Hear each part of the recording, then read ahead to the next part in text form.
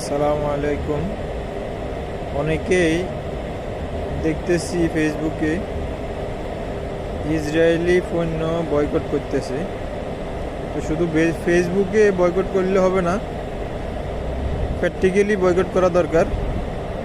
তার জন্য Israeli code জানা থাকা দরকার।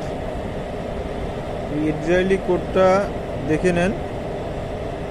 আর যারা আমরা বাইরে আছি, দেশের বাইরে, অবশ্যই দেশটাকে কিভাবে ভালোবাসে,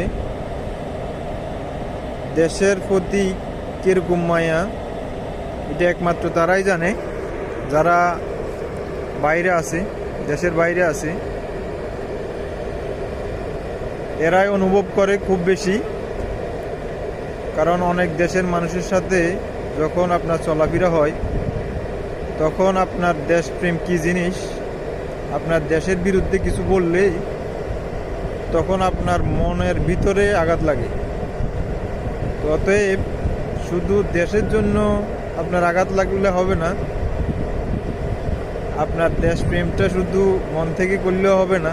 আপনি দেশের পণ্য কিনুন, বাংলাদেশের পণ্য লেখা থাকলে ওইটাই কিনুন।